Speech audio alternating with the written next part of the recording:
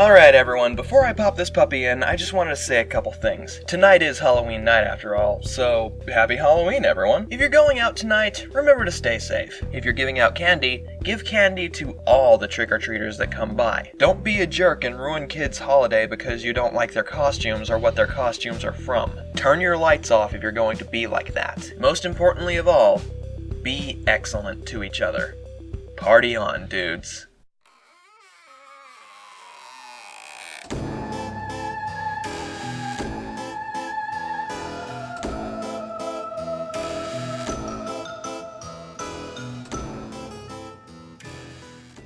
Oh gosh, what is this computer game? Looks like it was made in like 1983, maybe 96 at the latest.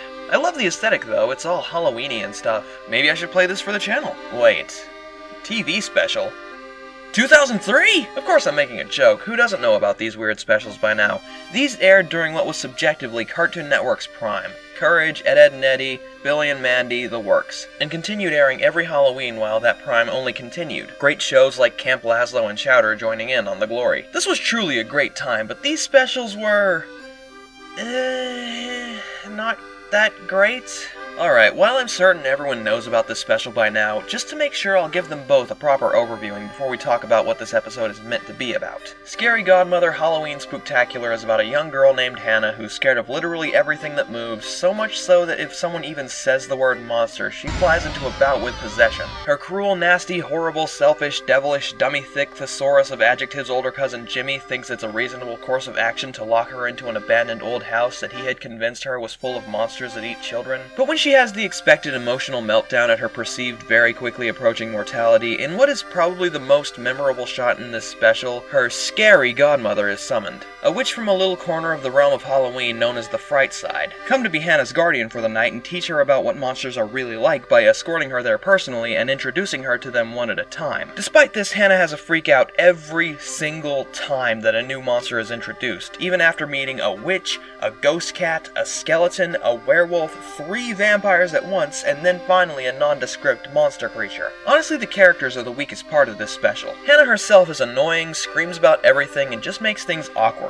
Literally like someone brought their annoying child to a get-together and they just scream, cry, and misbehave, and nearly get their dog killed by letting the guard dog out of the basement when they were told not to. And you just want to go home and go to sleep, but you can't say anything about it because you're doing your best not to cause any more problems when there already is, just to keep everyone smiling and you already lost it! Scary Godmother herself is fine, but maybe a bit too guarding of Hannah. She doesn't try to explain anything to her, like why the monsters aren't a threat to her. She seems like the kind of guardian that just wants to sugarcoat the world instead of properly explaining it. Scully?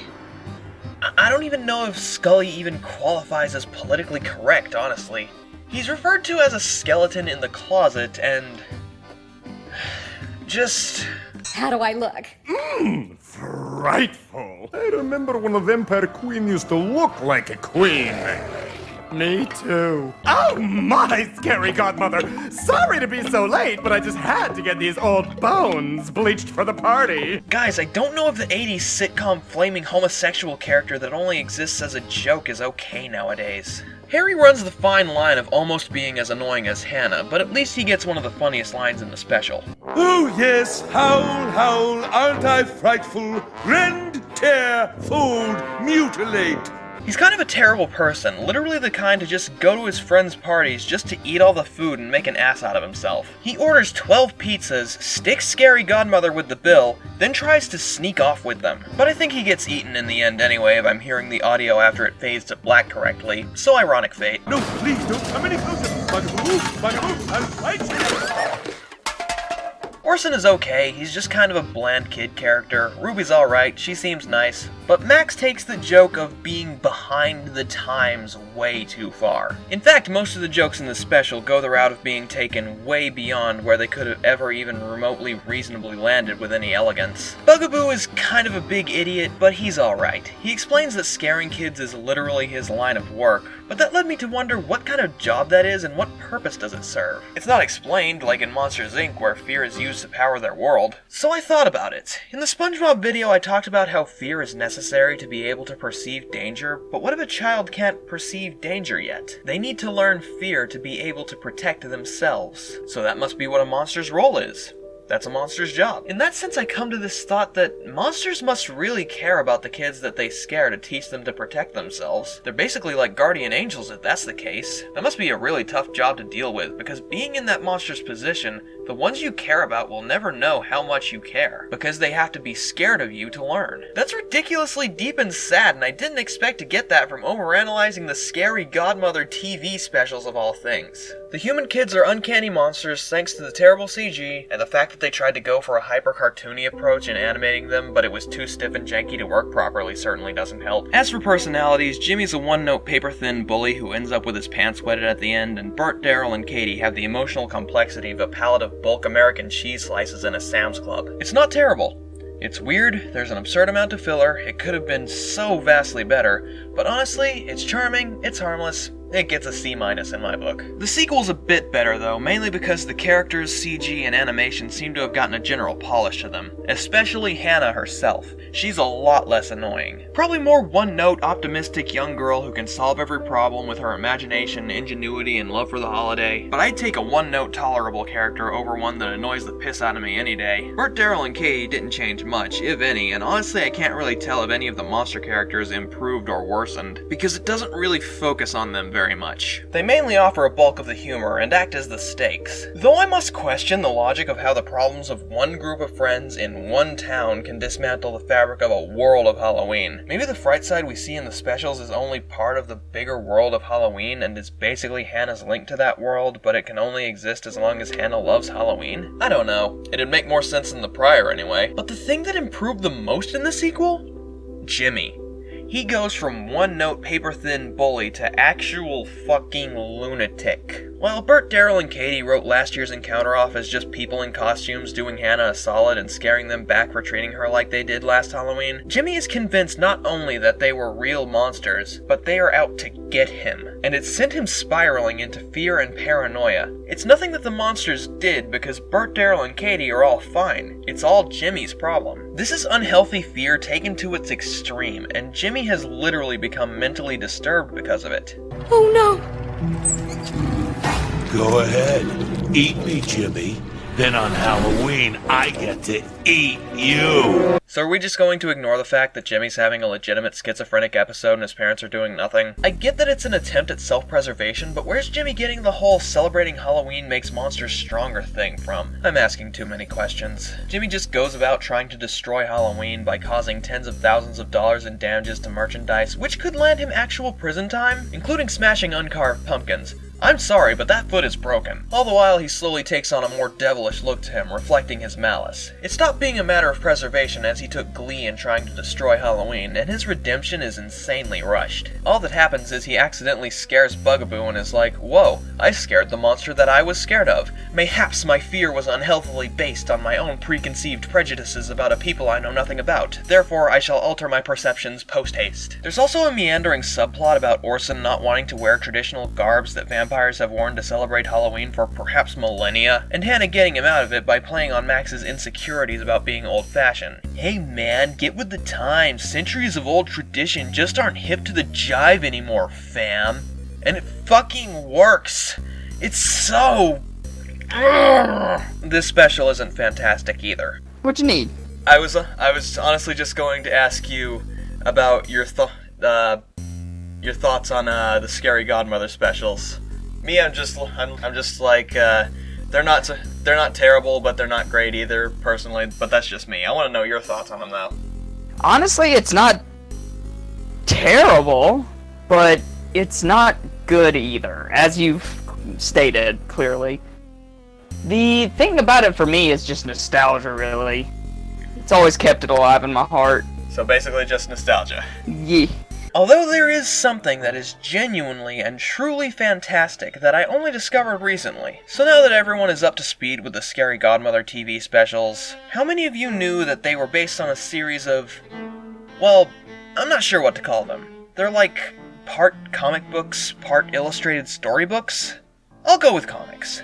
That makes things easier. How many of you knew that they were based on a series of comic books published by one Jill Thompson? Maybe you did because that was in the opening credits of both specials, but honestly I'm beyond glad that I took the opportunity to take a look at these comics. For those of you who hold these TV specials dear in your heart, I must warn you, the comics may spoil that. Or hell, they might strengthen your enjoyment of the specials. Because the specials are full of in-jokes from the comics. Proceed with caution, let's get to reading. And what I discovered was mind-blowing. So as to be assumed, the specials were indeed adaptations of the comics. The first being adapted from the first comic, simply titled Scary Godmother, published in 1997, and the sequel being adapted from the third comic, Revenge of Jimmy, 1998. And it's definitely a matter, as it almost always is, that the source material is better. These comics are just vastly superior to the TV specials. The problem is, it was the first TV special that suffered the most in adaptation. So we'll go over the original comic to compare. Before I do, I have to say, the art for these comics is absolutely fantastic.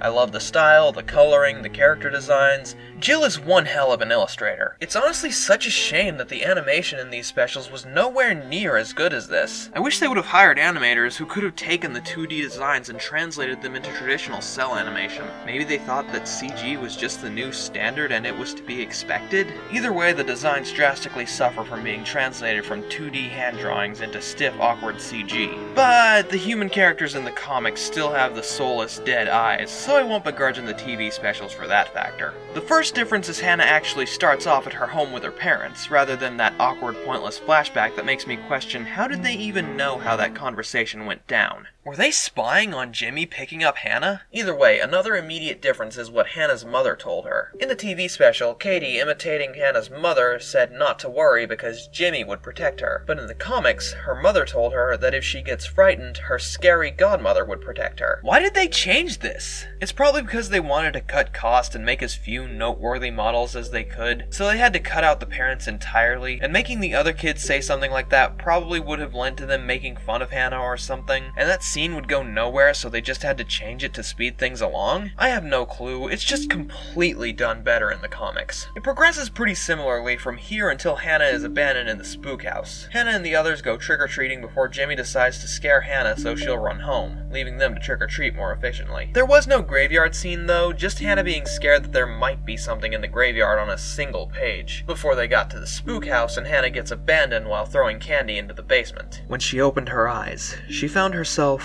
alone, in the dark, with the monsters. The kids were gone. Had the monsters gobbled them up? But why? She had given them candy. She tried to be brave, but she couldn't hold out any longer. Hannah began to cry. This scene alone is done so much better in the comics than in the special because it gives more depth to Hannah's emotions, giving her more reason to cry, including the thought that she had failed and gotten the others eaten by monsters. But it doesn't take Hannah long to JoJo pose at the realization that the scary godmother has arrived. A scary godmother loves the dark and creepy and unusual. We pop in when it's scary, and we're always with you on Halloween. I'm the ambassador of spooky, and I'm here to introduce you to all the things that go bump in the night. And this is where the comic and the special start to get vastly different. Scary Godmother doesn't even take her to the fright side here. She just shows her around the spook house and introduces her to some of her friends. The comic serves as more of a young person's think piece on why you shouldn't be afraid of, well, the things that are traditionally perceived as scary, like bats! Why did they cut this? People tend to be afraid of and misunderstand bats. The special would have been so much better if they had included the bats! After that, Hannah is introduced to Scully, who isn't wearing male stripper attire, and Boozle, the ghost cat. And unlike in the special, they hit it off immediately. One major difference this comic has from the special is the lack of characters. Max, Ruby, Orson, and Harry are nowhere to be seen in this comic. The last character Hannah meets that night is Bugaboo, and oh my gosh, he's adorable! Okay, if we're going to talk about character designs that greatly suffered from being translated from 2D to CG, Bugaboo is the greatest victim. He's so much cuter in the comics! This is a tragedy! What did they do to you, Bugaboo? But if there's one thing I appreciate the most about the comics, having been exposed to the specials first, is how Hannah reacts to meeting Bugaboo. A monster with fangs and fur and claws shambled into the dim light of the basement. Its yellow eyes gleamed as it observed Hannah, and a wide, toothy mouth cut its face into a grin. Remembering what Jimmy had told her, Hannah reached into her jack-o'-lantern and pulled out a candy to offer the beast. She immediately treats him nicely because she was told already that monsters like candy. This is significantly better than how the special treated this encounter. After she meets Bugaboo and learns that he knows what makes kids scared, understanding that the others are afraid of getting punished, they plan to scare the four, and the special basically returns to accuracy with the comic, with Hannah's new monster friends scaring the others and Hannah pretending to protect them. Wait a second, Boozle can talk? Another strange difference is the lack of the magic key. Rather, I think there's this off-screen canon that exists of Scary Godmother teaching Hannah how to go to the fright side at any moment. So Hannah has a happy Halloween, having met her new friends and stopped being so afraid of the monsters she didn't understand. But what about the other four that were in the special? Well, I feel like the people making the special wanted to put them in so they could establish all the characters in a single story. But adding so many characters to an already pretty light story just makes it thinner, more drawn out, more boring, needing more unnecessary filler. Again, the special could have been so much better in so many ways. Max, Ruby, Orson, and Harry aren't even introduced until the second comic, literally titled My Bloody Valentine, which also establishes the fright side and how Hannah gets there, which definitely shows the existence of off-screen canon because Hannah already knows Orson from the beginning. Basically, it follows Ruby and Max having a falling out because Ruby wants to keep with the times and Max is an old-fashioned vampire who holds tradition over modernization, but it shows the problems from both sides of the argument. No one is right or wrong, they just have different points of view, and I like that. In the end, they come to an understanding through their own experiences rather than being convinced by the other party that maybe their ways of lives both had their own downfalls, and that they could both benefit from compromise. It's so sweet. I need to talk more about this and the rest of the comics someday. And then there's Harry. He's a lot less terrible in this comic by far, but, well, to put Harry's character into perspective, he's introduced by being that guy on the internet. In 1998. This aged too well and it's scaring me. So what happened with the two specials is they probably just wanted to cram in some sort of improvised canon slapped together with bits from My Bloody Valentine. I think the Halloween party in the first special was basically based on when Scary Godmother and Scully took Ruby to an actual party. Like an actual party. With a lot of people, and Ruby gets literally drunk. Wait a minute, plot 69! Even the s'mores recipe comes from this comic, not Revenge of Jimmy. Speaking of Revenge of Jimmy, the special is mostly accurate, to be honest. Except for the schizophrenia, the comic didn't take it that far. In fact, the monster spaghetti was Hannah's creation in the comic, and Jimmy's plan wasn't to destroy Halloween, it was to keep the monsters from being able to cross over into our world on Halloween night, because that's how it works in the comics. And it's not all Hannah being Halloween Jesus coming up with all of the ideas to save the celebrations. It's the effort of the entire community coming together to figure out ways to celebrate with Jimmy actively sabotaging everything. Hey meme template archaeologists, here's one for your me looking for cheese at 3 a.m. memes. Despite it being mostly accurate, there's still the slight differences that make it make more sense and generally be better in the comics. The climax does not come as a Halloween party in the Fright Side, but as a Halloween parade in our world. The toilet paper not being ghosts on a house, but having turned all the floats into ghosts instead. It wasn't by accident that Jimmy scared Bugaboo. Jimmy wanted to take credit for being the one who TP'd the floats when people started complimenting it. Jimmy's redemption didn't come with scaring Bugaboo, it came when Bugaboo literally saves his life. Then when he feels remorse about ruining the candy, the only thing that wasn't fixed by the community. But Scary Godmother had his back in the end. There were enough treats for everyone with plenty left over, and all the folks agreed it was the best Halloween that they could remember. As for Jimmy, revenge certainly was sweet. The end. I'll be honest, I haven't read all of them. By the time I needed to get this scripted, my time to work on Halloween videos was running short and Halloween night was fast approaching. I was originally going to put a joke here about me slapping the books onto the desk with a, yeah, I bought them, but I think I'll wait for Scary Godmother Omnibus. This is a full collection of all the Scary Godmother stories and comics. I'm definitely gonna buy it when it comes out. And honestly, I urge you to as well, if you're interested. There's a lot of points of reference that I can point to talk about the similarities and differences between the comics and the specials, but I really don't want to drag this out any longer than it needs to be. I've got a deadline to keep after all, and I feel like this video has explained my thoughts well enough already. These comics are a treasure, and the specials, gosh, they certainly did try. Happy Halloween, everyone. For now, I'm just going to enjoy my Halloween night, and I hope you do as well. Afterwards, I've got plans I want to put into action. There's only 365 more days until next Halloween, and I need to be prepared. I don't even have a clue what next Halloween is going to bring, but I'm excited to figure out when it does. Good night, and happy Halloween, one and all.